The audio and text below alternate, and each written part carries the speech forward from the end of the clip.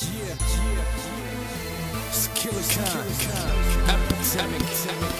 Shout out to CME, NDK, Riplak, Takeover Project, coming real. All right, today we got controversy in the building.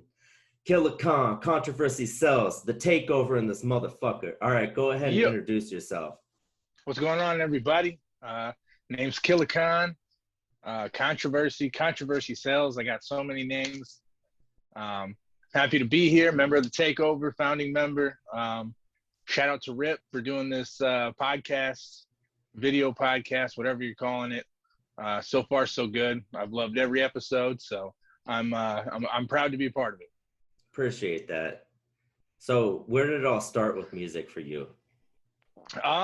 Well, I mean, you know, like everybody else, it probably started when I was a kid. I remember my first album was Wu-Tang, 36 Chambers. I think I was 7, maybe 8 years old when I got that. And that was the first time that I really had heard that kind of music, because my mom and my sister were really big into country, and my mom was a huge R&B, like Michael Jackson and you know, just people in that kind of genre, Luther Vandross, things like that. And so I didn't really know what that music was, and I had a buddy who had the Wu-Tang album, and we were listening to it, and I mean, you know, there's a lot of good bangers on that first 36 Chambers one. And, you know, that's where I actually learned to really love hip hop. And my first favorite artist of all time was Method Man, because of 36 Chambers. I mean, how good do you have to be as a lyricist in a group that's that big to have your own song on a 12 or 14 track, however many tracks were on there? He was the only one that had his own 3.5-minute track. So, I mean, that impressed me. So Wu-Tang was who started it off. That's kind of crazy too, because when I started actually writing hip hop and switching from poetry over to hip hop, I was listening to Gravediggers. So, I mean, kind of the same Wu-Tang thing there. Yeah, absolutely. So, I guess Method Man you could say would be your biggest influence starting. When did you start writing? So I'm kind of like you. When I was young, you know, 11 or 12 was when I really started to get into like poetry and stuff like that. I would just write stuff down all the time. And then it wasn't until junior high, later on in junior high, that I really started to think, well, I could take this poetry and turn it into something else. I could make rhymes with it. I could make them make sense. So from poetry, it turned into hip hop writing. And then from writing, it turned into actually being able to record, you know, thanks to NDK, since me and him wrote all the time, and he was actually starting to build a little setup at his mom's house. So he was like, yeah, you can come over and record and we can do this. And I was like, oh man, all right. Cause I mean, it was all, you know, throughout my whole career, which, you know, I'm sure we'll cover. It's always just been steps for me. Like, okay, I'm here and now I need to get to the next thing. So it was writing poetry, writing songs, and then recording. Okay, yeah. Back then, I knew you to have like this automatic flow, and it was just so sick, and it was dead on. Like, out of a lot of, maybe anyone I was working with, you had such a solid flow. Like, how did you perfect that? Because I think you told me it wasn't as good before I met you. Yeah, I mean, it's, you know, like any other artist will tell you, from the time that they first recorded a track to 10, 15, 20 years later, I mean, their flow has completely changed, and they've just gotten better in all aspects. And I mean, my flow was, I've never thought that my flow was anything special per se, but it's not something that I had to work on more than, like, say, my writing or anything like that. My flow just kind of came with the way that I wrote. Once I started to learn to write better, and I was able to write the way that I would actually breathe and speak, then my flow just kind of evolved with it. But it didn't have to make, leaps and bounds like some other people might have to change their flows. Yeah. Mine still never really got to where I wanted it. See, but yours is unique though. I mean, so I mean, whenever I hear a beat, it's like, okay, as soon as I hear a beat, I'm like, all right, this is how I would flow on this. Whenever I hear a beat and go, okay, this is how it's gonna be, I always think, man, I wonder how Riplak would do it, because your brain waves are just so much different, man. It's crazy. Yeah, it's like night and day with us, man. I think we kind of meet in a little happy medium in the group between like NDK, like, I don't know. Oh yeah. Yeah. Cause I mean, NDK is the guy who can spit, 1,000,000 words a minute. And then I'm the one who is like super consistent. Like, you'll know what you'll get every time. And with you, it's just like, man, you could flip your flow here. Yeah. You could change your flow to this. And people don't know what they're going to get, which is kind of the best part when listening to a Riplak track, because you're like, oh, okay. You don't know the content. You don't know how he's going to flow it, or if he's going to switch it midway through. That was the most fun work I've ever done. And like shows and making albums with the Takeover was the most fun thing I've ever done, because every track, man. Oh man. Like I'd hear you guys and I'd be like, man, I got a challenge right here, man. And like, we all thought that. We all had to keep up with it. We all pushed each other. We would tell each other what we could do better. Like, it was just a group that, like, we didn't have these super egos to where we could just make that shit right where we needed it to be. Yeah. The one thing that I would say, from watching your previous podcasts, and how you just mentioned us in the Takeover competing, I would say, so when I first started to write as a teenager, I basically wrote because I was angry, like, teenage angst and everything that people and kids go through when they're younger and all that stuff. So writing was my release for that. But even though it's always been a release for me, it's always kind of been about business as well, because I'm more, I feel like I'm more competitive than anybody else. Like I come at it from a competitor standpoint. If I'm writing a song, I'm either writing it because I want to get something out, I want to get emotions out, or what I do best, which is beef with people, and that's just that right there is the competition. I'm there to take you down a peg, destroy you if I have to, and until that happens, my job isn't done. Yeah. Yeah, and that was so. And it was the same. It was the same way with our, with our Takeover CDs. We'd just be in the studio, and NDK would lay something down, and me and you would sit there and go, all right, well, I got to rewrite my verse, and so then you would go and record your stuff, and then I'd be like, oh, well, let me rewrite my verse again, because now I have to kind of keep up, and we were always so different from each other, but also so alike in personality that we would always push each other, which was good. Yeah, and it was more of a brotherhood, man. I got the absolutely. I got the tattoo and everything, because that shit's for life for me. Because coming up in hip hop, most people know this. Maybe even everybody might know this, but like, there's a lot of dirty people in the music industry, and like the fact that, like, we didn't come together, we weren't looking to be in groups, but the fact that we were all so cool and we all recorded at the same place, we were doing songs, we became a group. But like, it's different because like, I could trust you guys around my girls. We were talking about buying equipment and we could just leave it anywhere. Like, cause we trust each other on any of that, it's a whole different thing, man. That's the Takeover is like a family. It's not just absolutely music. Yeah. When, in your other interviews where you talk about how, the people that you've met in music have become more lifelong friends and family than people that, you grew up with. And, it feels the exact same way, to me with the Takeover. It's like, we've been through everything from really bad songs to really bad shows to, to where we are now, as as adults and everything that we've accomplished. And when you go through something like that with brothers, I mean, it makes you even closer. So, I mean, the Takeover was absolutely a blessing. We never designed for it to be a group like, oh, hey, I know you, you know me, let's join a group. Like, that wasn't a thing.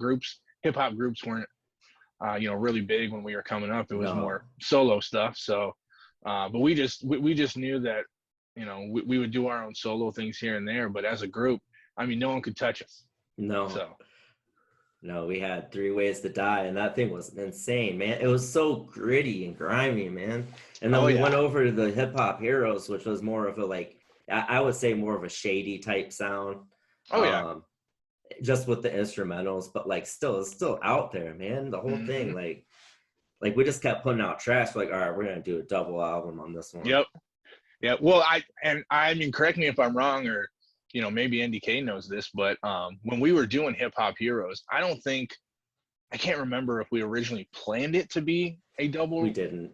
But we had so many songs and we had so much material that we wanted to do, and we were just like, forget it. Let's break it into 2 and release it as a double. We were gonna do that group with Wasted. Yeah. And so we took those songs and we put them on there. It just ended up being, it wasn't supposed to be a double. But it was worth the wait, man. That thing's crazy too. Oh yeah, yeah, it's really good. So, what is your creative process when you write? Or even just make a song in general. Right.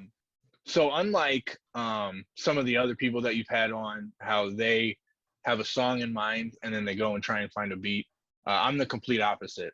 What I'll do, especially back in the day when all we had was SoundClick or whatever it was, from way back in the day. With the beats. So what I would do is, I would go through, because they had them ranked from, most listened to least listened to, or whatever their ranking was. And I would just start at the top and I would just go through, and anything that would catch my eye, that I would hear, and I'd be like, okay, like, all right, I like that beat. And then I would go off the beat first, and then however that beat would make me feel is what I would write that song about. But the only thing I would say is I was always I'll write my verses first and then bring the chorus in, because contrary to popular belief and what you and NDK think, I don't think I'm a great chorus writer, which is why I always saved it for last. I do that too, though. Unless it's something that comes to my mind before the song's written. Right. I like to write verses before hooks. Yeah. But yeah, I think you do good hooks, though. They're okay. But I mean, you're always hardest on yourself, but... Yeah, absolutely. Yeah, you're always your biggest critic. What was your favorite live show that you've ever done? Oh, man.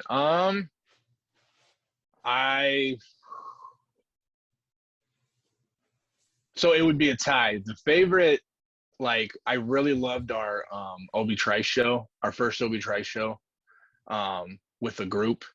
That was awesome. But I've also, going from, us playing in front of 15 people to me performing in Las Vegas, I would probably say it was a tie between that, because performing on the same show as Obi Trice, who was, a big influence to the group, is up there with just my solo performance in Vegas. Hell yeah. So those two are a tie, yeah. What about Vegas made it one of your favorites, or at least your favorite solo? Just because like that Vegas show was the only show that I've ever done where I didn't have you or NDK there. It was also the first time that I performed in front of, I would say probably 2,000 people. And it was just a whole different experience going from, doing shows in the Midwest to going out and going to Vegas and, doing a show just off of the Strip, or, with Krayshawn. And so it was just a whole different atmosphere, and it's hard to describe to somebody who wouldn't know the steps that you go through when you're getting ready to perform. But we've always been about business first when it comes to performing. You know, having our lyrics ready and being prepared rather than, you know, just kind of throwing stuff to the wind and saying, oh, okay, yeah, I can do this, because that's how mistakes happen, and we don't want to look sloppy because who knows who's watching. So yeah. So I know you like performing, but what makes you feel the best? Is it writing, being in the studio, or being on the stage? I would say being in the studio, mainly because when you're on the stage, it's a performance. And like I said, we're more business minded. So I want to do the best that I can on stage, and I want it to look good. I want it to sound good. But when you're in the studio, I mean, whether it's by yourself or, you know, with other people, it's just the atmosphere is different. You can feed off each other if you're in there with other people. And that's really the place where I think you can get creative, being as, you know, you can get different ideas rather than if you're sitting at home in solitude or wherever you are, trying to think of things. So even though on stage you're with a group of people, especially if it's us in the Takeover, I'm so focused that, you know, it's basically just me up there when I perform. And so writing alone and being on stage just seems more singular than it would be if I was in studio and hearing the music out loud rather than over headphones. And it's just a different experience. So I would definitely say studio. What is the favorite song that you've ever written or made? Oh, I don't I don't know. So many, but I don't know if I necessarily have a specific favorite, because I mean, you know, you'll see throughout, you know, the weeks where I'll just randomly text you guys and like, man, you remember this song? That verse was so hard. Like, oh man, it's been so long since I've listened to that. You know, I'm really proud of, you know, Excommunicated, the first album I did.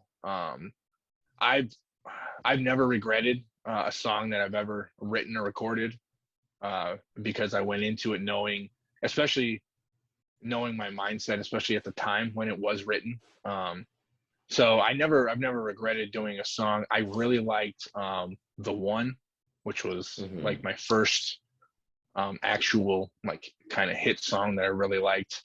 But I mean, over the years, I've had so many, I wouldn't be able to narrow it down to just one. Yeah, it's tough, especially when they're all heartfelt and just fun, like lyrical.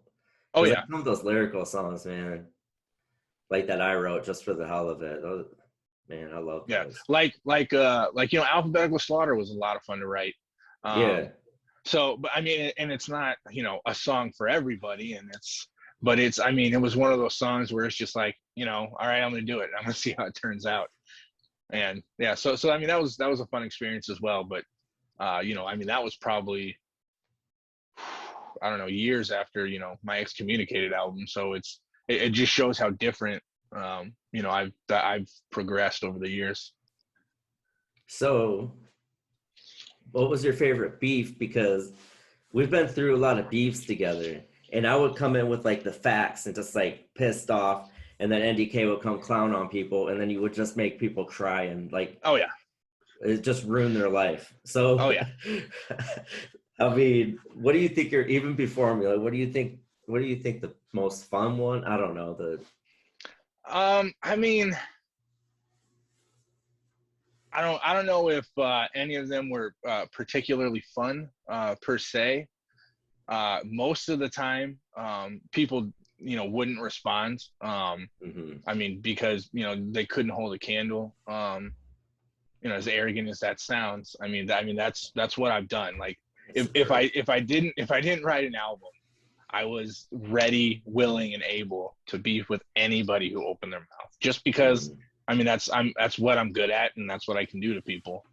But you know, from back in the day, from the, you know, Hood Hop beef, which was just ridiculous, you know, to you know, Mint and that whole thing, you know, all the way up to 101 and Stanley, and so I mean, it's like none of them were really fun per se, but I mean, the ones that I probably felt the most accomplished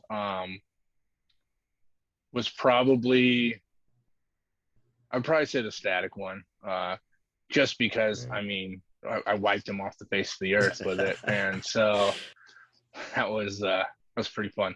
That was ruthless, man. I,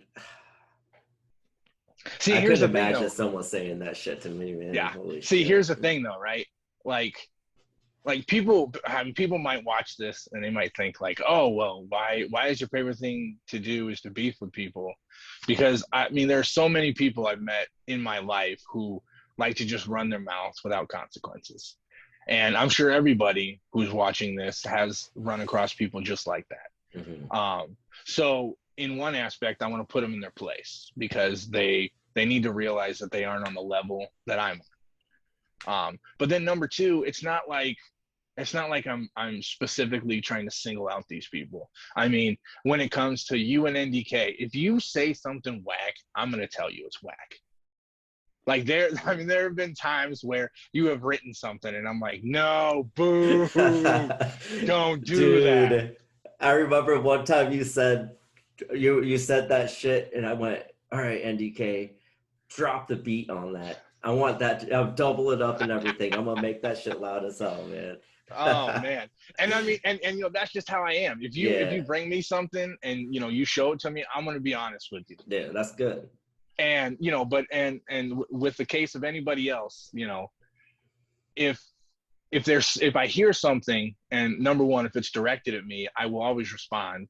But number two, if it's whack, I'm going to tell you. That's good, especially with your people, man. Everyone's too scared to say that shit. Oh yeah, people have too many man. Yeah. They don't get better like that. Yeah, I understand hyping up your people. I completely understand that. And when one of your dudes says something, you know, that's whack or that's off or you know something that's just a really bad line, you don't have to degrade them over it, but just be like, dude, I don't think that was good. You should probably redo that. Like just go ahead and try it. It's true, man. God damn. And that's the way it is. I mean, and you know, at the drop of a hat, whether it was if you were beefing with somebody or if NDK was beefing with somebody, like I was ready to be tagged in. I was ready to go at all times because that's, I mean, you know, if you come at one of my brothers, then I'm going to come back at you. And I understand the whole, you know, you come at yours, I come at yours whole thing. I mean, okay, you can do that, but sooner or later you're going to lose, and it's not going to be our fault that you know you lose in the fashion that you do. That's true. So we used to all just kind of freestyle a lot of shit. I think me and you need to do a little freestyle battle one of these nights. Oh yeah, I think. I mean, I haven't done it in ages, man. Oh, I know, me either. But I'm not gonna lie. Those nights where we weren't like music focused, where it was just hanging out as boys, and it would always turn into that, and it was always so much fun. It was.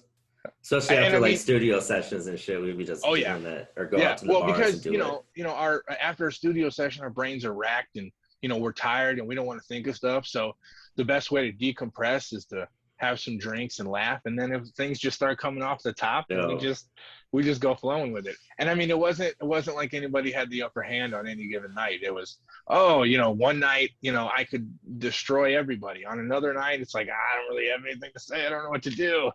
So, I mean, it was always a revolving door with whether it was you, NDK, me, Ryan. I mean, it could be anyone, and we always had a good time with it. Yeah, we need another night like that, man. That's way too long. Absolutely.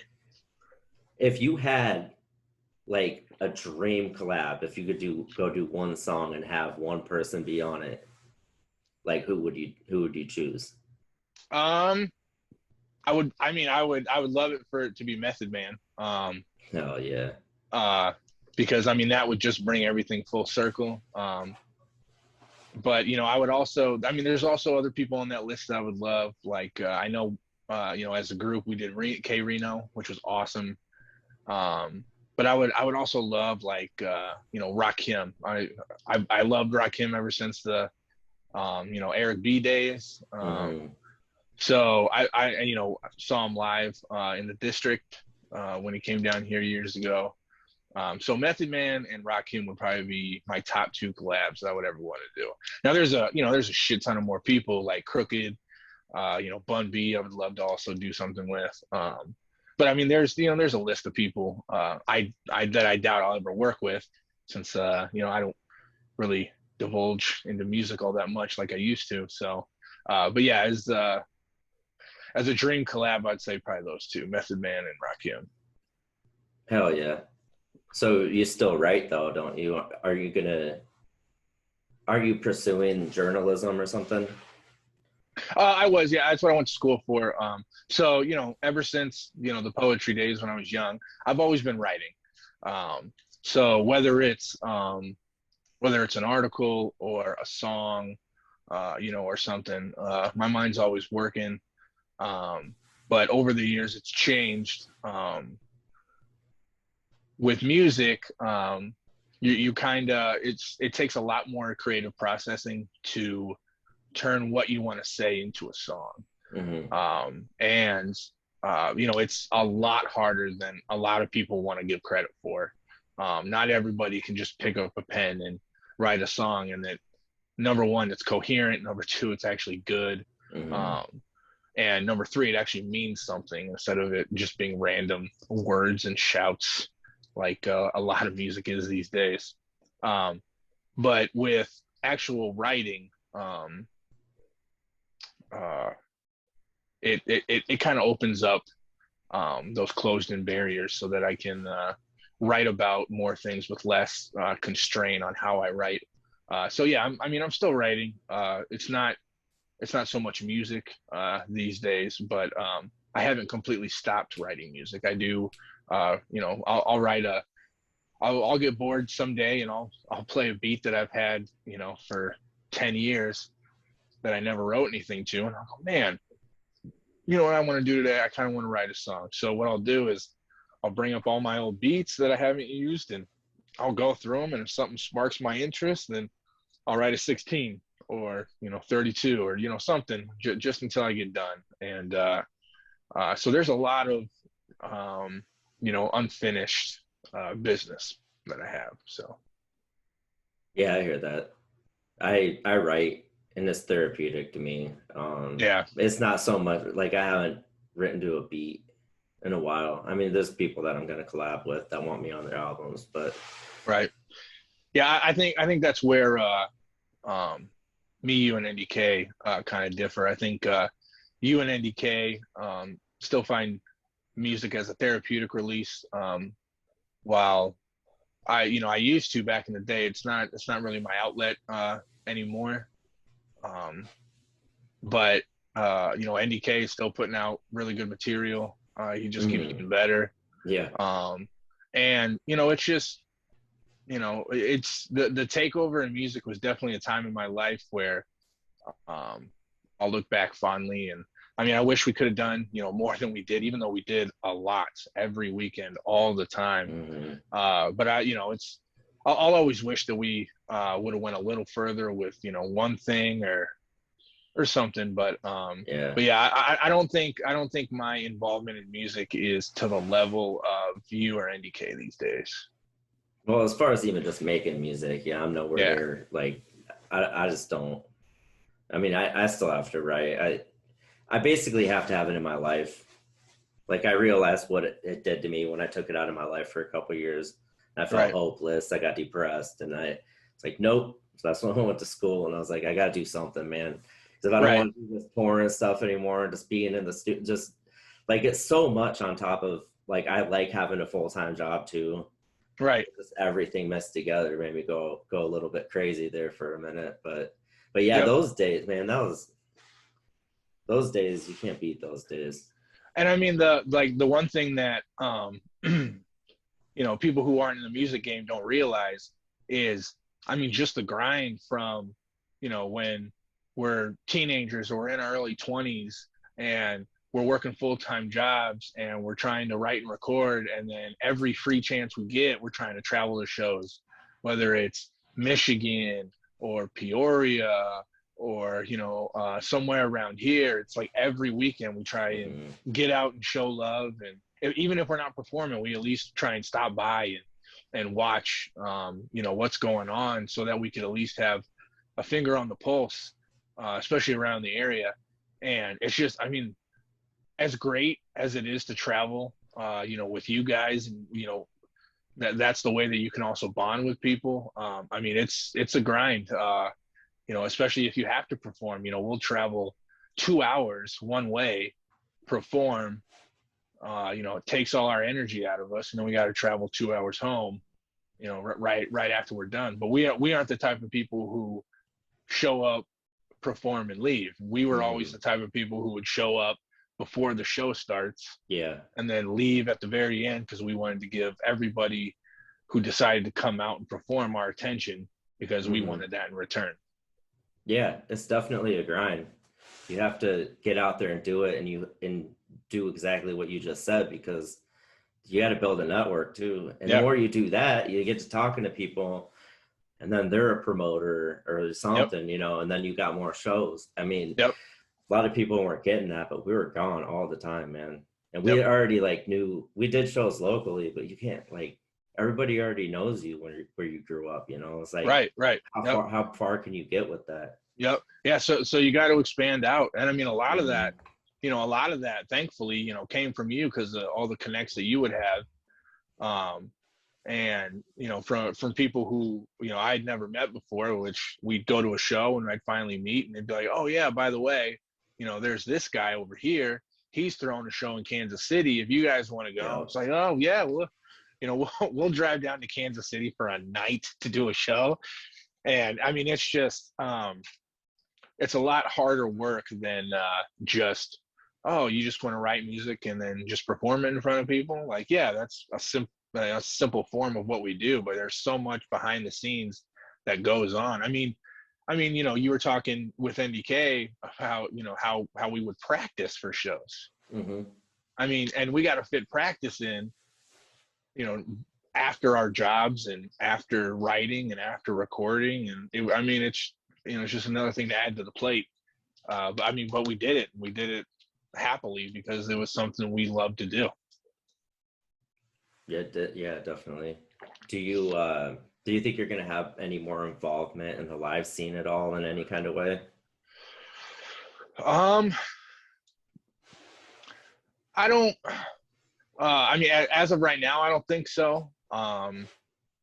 Only because, I've just been out of touch for so long. I'm always going to, support the people that I know, Cake Eater and you and NDK, and, as much as I absolutely can. As far as going to shows, actual hip hop shows, I don't think I've been to a hip hop show in probably 5 or 6 years. That's a long time. It is. But I mean, it's just, yeah, you've been busy too. You've been going to school and everything. Yeah. And it's just, it's just, kind of moving on and letting, that younger generation kind of, get their hands on the live shows and stuff like that. And, I'm in my 30s now, so it's like, I'll let those young cats go to the shows until, 1 or 2 in the morning, and then drive home. So let's take it back to your journey. So you have landed on a little deal, and I was wondering if you wanted to speak on that a little bit. Yeah, sure. So, I was living in Iowa City, writing all the time, and I would come back down here to the Quad Cities and record at the studio downtown with NDK. And, I was just trying to get my stuff out there. I would send 3-track demos to people. I would mail them, I would email them. I would send it, I would give music to anybody who would listen, basically. And I have no idea how she got a hold of it, but one day I get a call from an Abby Calloway, who was representing Universal Music. And she said that she had got a hold of one of my demo CDs and liked what she heard. And I was like, oh, wow. All right. That's, out of left field, but that's awesome. So she liked what she heard and said that, they would be interested in signing me to a developmental deal. And I said, at first I was like, kind of weary about it because I'm like, man, this is kind of out of left field. I don't know what's real, what's not real. And this was before, video chatting and all that stuff. And so, I said, I asked you guys, I asked people close to me, like, hey, what do you guys think? And everybody was like, yeah, I mean, you got to do it. It doesn't help not to do it. So, so I went ahead and I did it and I agreed, and they, it was actually popped up on my Facebook memories recently. That I actually got that phone call 12 years ago. And so I agreed, and they sent over paperwork. They sent over a developmental contract. And I remember I was living in Iowa City, and the FedEx guy who brought it to my door, I was super excited. And when the FedEx guy brought it to my door, I was like, dude, you want to get like a picture? Like, this is awesome. So he was like, no, I don't want to do that. I was like, oh, all right, whatever. So, I opened the package, and I mean, it's got the letterhead, it's got all this writing. And so luckily, living up there, I had a buddy whose dad was a lawyer, so I had him look it over. And it was all good to go. And so I signed on the dotted line, and unfortunately I moved from Iowa City like 2 months after that back here to the Quad Cities. But it was kind of a blessing in disguise that I moved back, because I was able to focus the next 3-4 months on just writing music. And I personally think it's the best music I've written. I made that Daydream CD in 6 months, written, recorded. It's so good. And, sent it back. And, they really enjoyed it. Unfortunately, in 2011, Comcast actually bought out Universal. So they were releasing everybody from developmental deals so that they could restructure and sell off and do all that kind of stuff. But I mean, it was a hell of a ride. I loved every minute. I submerged myself into the writing process. And Universal actually, I remember when I sent in my first finished product, and they told me, they're like, nope, you got to have more club songs. And I was like, well, I don't do club songs. Like, that's not something that I really do. And they're like, it doesn't matter. You need to have club songs on there. It can't just be. So, like Girl Like, that's where Girl Like Her came from. And So You Want to Be Famous and all this other stuff. So, I mean, just the way that I approached that CD, it changed me and helped me grow as an artist. Absolutely.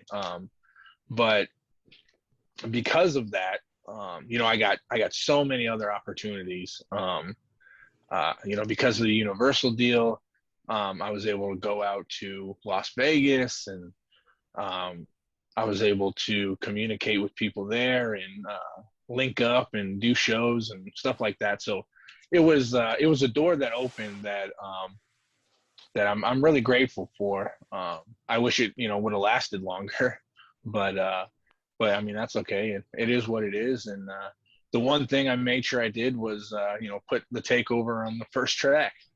Yeah, that just shows what that grind can do. You grinded to get better, and you were handing out demos, and I mean, all that paid off. And I do remember, like, very vividly, I remember that night, and I was with my ex, we were living together, and I was laying there, we were bullshitting, and I got that text, and you're like, hey man, I want you to be on this song for Universal. And I was like, fuck yeah, man. I was so excited. I was like, Yep.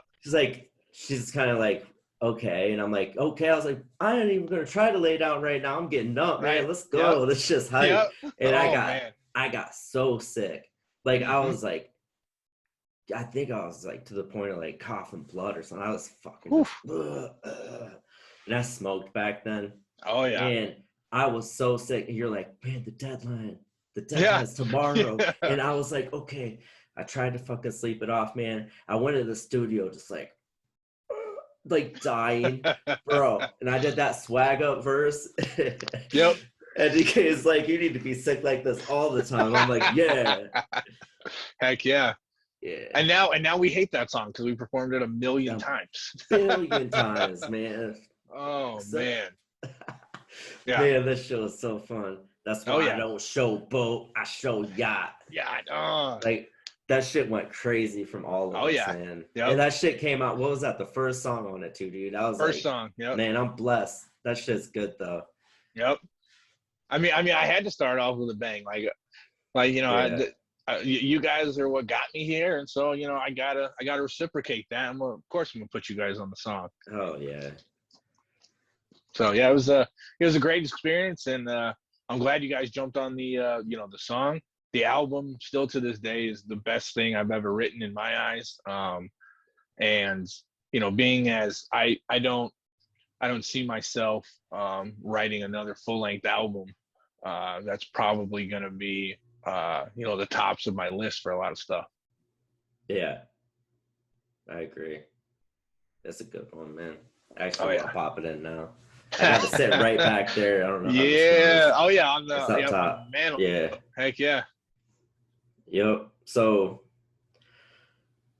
how do you think, like, do you think there's a lot of positives that came out of COVID for music, just because of people like finding other ways to generate revenue from it, or just even live events online and shit? I think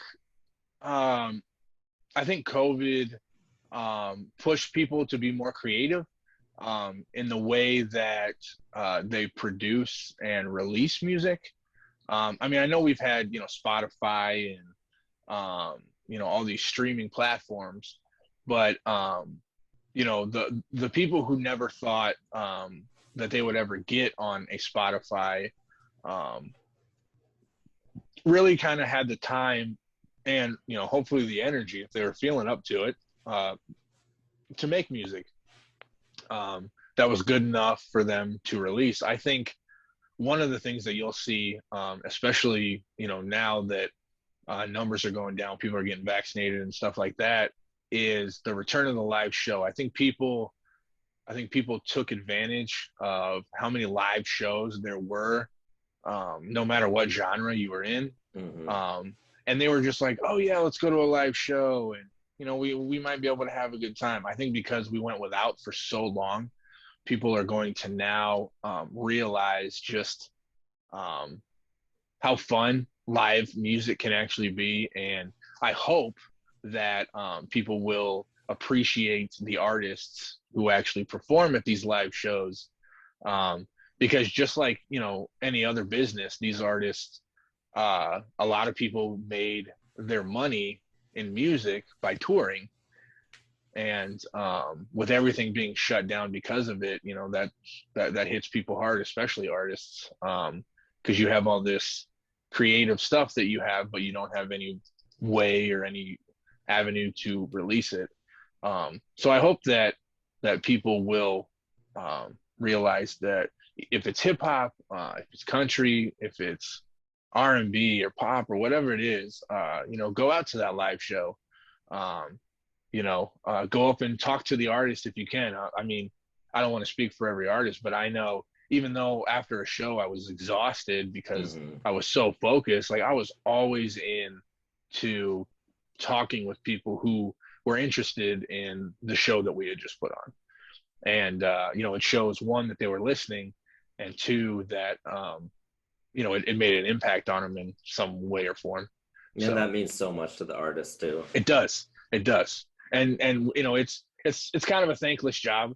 We go up there and perform, and whether it's in front of 20 people or 2,000 people, we want to try and perform the same way no matter what. It's not like we gauge our performance with how many people are there. We want to put on the best show that we can every time we can.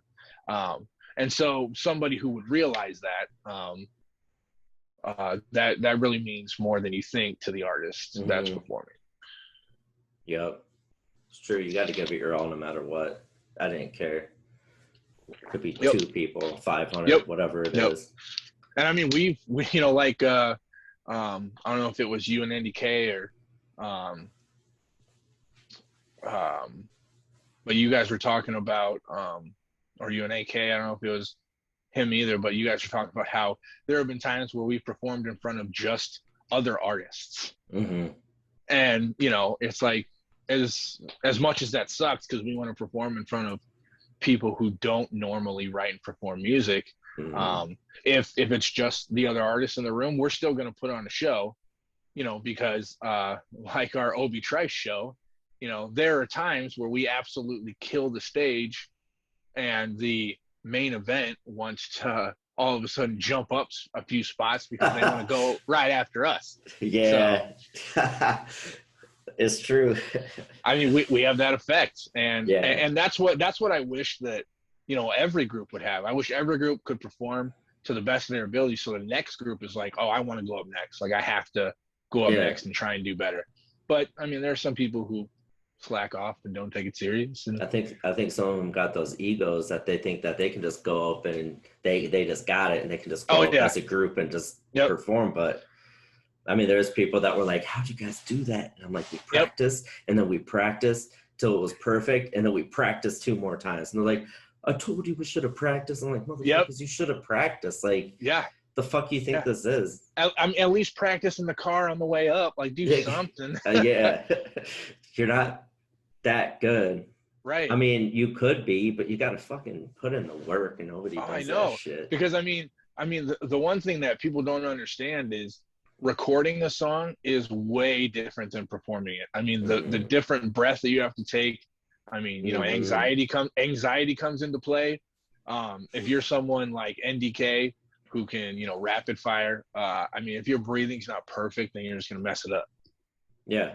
And you got to figure out, what am I going to do? How do I move? What do I, where do I stand? Especially if you're in a group. Yep. And I mean, there's an art to that. Because you have to get your timing down.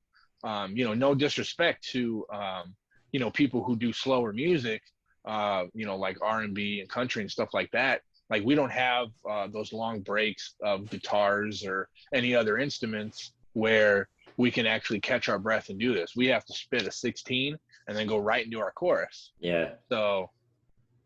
Especially on that solo stuff, man. Yeah, solos are the worst. At least when you're with a group, you got guys who can not only hype you, but who can also start a chorus when you just want to finish off your verse on a point.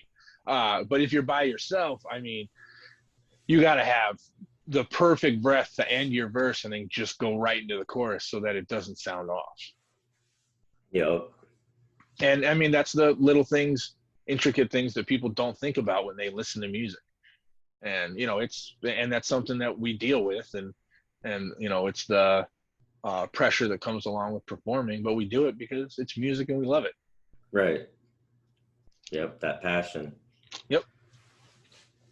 So I'll get a little personal just for a little bit. You're one of the strongest motherfuckers I know. And more recent past, you told me in NDK that you had cancer. And my first thought was, man, like both of us were like, you're going to beat it. Like it was our first thought, you're going to beat that shit, because we seen you out there like beating all the other odds in life, beating all the fucking rappers and beef and just the most vicious way. Like, no, that dude's a soldier. He's got that shit, man. Oh, yeah. And like, yeah, you've been through a lot, man. Like you lost your mom, and that hit me right in the heart, man, because I went through that, and like to see you go through it is just crazy. You know, your brother, everything. Like, Yep. life's been just like roundhousing you left and right, man. But like, I just had to give like mad respect, man. Like, I mean, I don't know if you want to talk about any of it, but like, I just want to say, like, we see that shit, man. Like, I appreciate that. And especially when it comes to things like my mom. Like, I knew that, fortunately for me, I guess in a sense, that my mom got sick in 2010, which is why I moved home from Iowa City, and she didn't end up passing until 2014. So, I had those 4 years, even though it was tough to watch, your mom go through that, and then finally, eventually pass away. It wasn't instant. And with losing a mom, I knew that I could always go to you because you lost yours in a completely different fashion. But I knew that if I had any questions or, if I had any overflowing emotions, I knew there was one person that I could reach out to who would understand what I was going through on a personal level, and that was you. So I mean, you and NDK, have always been there and always had my back, which I appreciate. But I was right there with you when it was tough to get cancer diagnosis. It's not something that you ever really plan for, and it's definitely not something that when it happens, you're not really ready for when you get the news. But I was telling everybody like, oh yeah, it sucks, but it's not going to be anything. I'm going to beat it like I've beaten everything else, and I'll come out on top because that's what I do.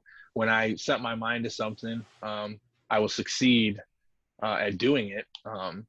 But it's not just me. I got you and NDK, and I got my sister and friends. So I had I had a team with me, backing me up, the whole way. So loss is never easy. And then going through something like stage 3 cancer and chemotherapy, it kicks your ass. But hopefully, anybody who saw me go through that, would say, he did as well as he possibly could. I tried not to complain too much. I tried, not to miss too much work. And I was just trying to be strong, at least to the world. I wanted to show that I was strong. But there were definitely times where I wasn't, and depression and everything like that that follows going through something like that is definitely very real. And the older we get, the more that we know that we can't hold on to things that we used to be angry about in the past, and stuff like that. And you just kind of gotta beat the obstacle that's in front of you and then move on to the next obstacle. With that being said, if you're gonna say a whack line, I'm still gonna tell you you're whack. So don't be whack. No, that was very well said though, man. But just know, like, if you want the world to think you're strong and shit, make sure you still talk to your people though when you need to, man. Oh, absolutely. Yep. We're always here, but and I know you're a strong motherfucker. Like, I respect the hell out of you on so many levels. But same, brother, same. You even caught a little COVID and everything, man. You've been just like you forgot about that, no. Man. But it was just like left and right, man. Like, and that, like, and I at least got the honor to meet your mom a handful of times, coming and recording and shit. Like, oh yeah. Hey man, now our moms are kicking it though. That's right. They're up there listening to the Takeover. That's right. On loop. Hey, yo. Absolutely. Hell yeah, man. So, I figured I know you kind of came out with you came out too. No, I'm kidding. You came out with what you wrote the other day, kind of just talking about it, coming out, like, about your feelings with it, and just kind of like, and you weren't ever complaining or anything about it, man. Right. But like, I tried not to, yeah. but when you kind of said that, and that's like stuff like people didn't really wrap their head around. I didn't really even know. I mean, I know, but I didn't. Right. And it's just something I don't think about. Like, it's something you have to deal with still. But yeah, I mean, I figured I'd touch on that because obviously it's a big part of your life. And Oh yeah, absolutely. And I mean, everybody, the one thing I always look at, and the one thing I always tell myself is, everybody goes through different things. So try not to, judge somebody off like the first time meeting them, or, judging a book by its cover, as cliche as that is, because you don't know what someone's going through. You don't know what their life has been for the last month or the last year or the last 10 years. So, I mean, they could be putting on a strong, facade so that, they don't seem vulnerable and weak. But, everybody goes through those things, and that's not something that, one, people like to talk about, which I know you do a lot with, charities and awareness and stuff like that. The one thing, like I said in my article that I wrote the other day, is if you're going through something, like, don't feel defeated if you have to get help, because help is getting help for yourself is one of the strongest things you can do, because there are a lot of people out there who won't get help, and then it ruins them in, either physically or mentally. A lot of people take their own lives, which is very sad. And it's just, there are people out there who you at the time might not think are rooting for you, but there are. I mean, there are plenty of people who root for you. So if you take anything, from this interview, just know that even somebody who tries to come across as someone who has it all together and is strong and just tries to be a good person, like, I have my faults as well, and there are times where I need to lean on others, to keep me up. And there's no, you shouldn't be embarrassed about any of that. I love that. And I think people can find you very inspirational, because there's still good news out of this. Like, you didn't like just cower down to any of this. Right. Like, you recently graduated college. You have a job. I mean, you're like, and you have had a job. I'm not just saying like Right. you got a job, but Right. you work, you Yep. bettered yourself, Yep. you look for ways to get around this stuff and beat it. And I mean, that's great. Yeah. And I hope people can find inspiration from that. Yeah. I mean, inspiration, motivation, whatever you have to hold on to. I mean, after my mom died. So in 2014, my mom died on Christmas Eve in 2014. And in May or June of 2015 is when I decided to re-enroll and really be serious about school, because the one thing I had always promised my mom was that I was going to get my bachelor's degree before she died. Well, unfortunately, I wasn't able to do that, but her passing gave me the motivation to do that. So now I have degrees, I have a good job, and, I've found other avenues to express myself and vent, which, yeah, they aren't music, but at times it is music, and it's not like I'm closing the door on anything. But if you can find motivation or inspiration from anything, and if you can turn that into something that you create, then feed off of that, because that's not something that people find every day. So if you are able to find that and access that, then do as much as you can with it before you can't anymore. That is what I try to tell people about. Like, it was hard for me to understand that before, because I like I said, I write to get through things. Yep. And then I tell people just write, like, I don't know how to write. And it was, at first it was hard to wrap my head around, like, because I was like natural. with it. Right. But yeah, but I know because people find their things, and I found other things besides writing.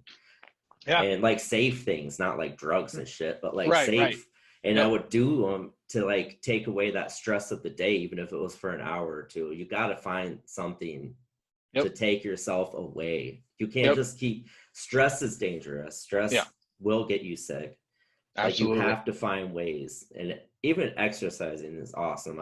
I need to do it more, but like that can help you feel good. Like, oh yeah, anything like that, man. Yep. It's, being healthy, both physically and mentally, is a big, part of trying to live your life the best that you can. In my article that I wrote, I talked about how, because of the mental distress that I had been going through the last 16 months, it's really taken a toll on me physically. But I'm going to start, now that my mind is healthy, I'm going to start getting my body healthy, and just, I'm just going to enjoy that whole process, because it's just going to prove to myself that I am as strong as I'm trying to appear to be. And that it's something that I'm going to do for me. I'm not going to do it for anybody else. I know people have different motivations, but the one thing that should always motivate you above all else is do it for yourself. Don't do anything for anybody else. As I don't want people to take that the wrong way. You should absolutely help other people, but don't let them be the deciding factor on why you do or don't do something for yourself. Right, I agree. And learning to love yourself too, like that's crazy. Like when I went down to Florida, man, I got away from everything. Yep. I was eating healthy, exercising, just focusing on school. But like, I really truly learned how to love myself, and that changed everything. Yeah. I don't think I've ever seen you more focused than when you moved down there. I mean, it's not like you were like, I might move to Florida and I might do this. It was, nope, I'm going to Florida. I'm doing this. That's it. I'm getting all A's. Yep. And then, I was like, nope. And then it went from, doing school to, working out. And then went from working out to doing all these projects that you were doing down there. And it was just, I don't think I've ever seen you that focused on something other than music in my life. And I've known you for, 15, 20 years now? Something like that. So, yeah. Yeah. All right. Well, man, that was good. Like I've been telling the other few people, we could keep going and going. Oh, man. Absolutely. We can go for hours. So I feel like I don't even want to stop, but like I'm trying to cut these around an hour. Oh, absolutely. Absolutely. Yeah. Well, I just want to say, it's not as controversial as people would have thought that this podcast would have been. I definitely think we should do it again, but I am absolutely grateful that you'd want to have me on. I love what you're doing here. And I mean, just as, final note, if there's two things to take away from this is, don't give up on yourself. You have to be strong for you, and don't be whack when it comes to writing music, because if you're whack, I'm coming for you. Got to tell your friends that they're whack too. That's right. Hell yeah, man. All right. Well, it was a pleasure. Thank you so much for your time. Thank you, man. All right. Appreciate that. All right. Later, bro. Later. I'm unstoppable, invincible. I wish a motherfucker would get in my way. It's not possible, cause I ain't stopping short of the top. I'm going hard until that day. And they can try to fade me out, but I've been doing everything to stop them clowns. I'm headed for the fame now. I know you hate it, but you're dealing with the greatest in the game. I'm from the great state of Texas, where talent is infectious, where we stay protected, but still go undetected. I think I detect that there's people who expect it. I dare you, correct it, and see how how I get reckless. Send you a message that you will not forget. So just go and write this off, cause what I do has no intent. Just be content with your life, you can't confront your past. Don't confuse love and passion with an angry mask. At last, I'm on task to put you on blast. I got better shit to do, but I'm killing your ass. I murdered this track, there ain't no coming back. You're worse than dead last, you looking up to grass. He's past gone, now on to a better place. That's what homie gets for trying to eat up my plate. We told him you better wait, instead he marked the date. Once his gravestone to stay, I was killed by the greats. I'm unstoppable.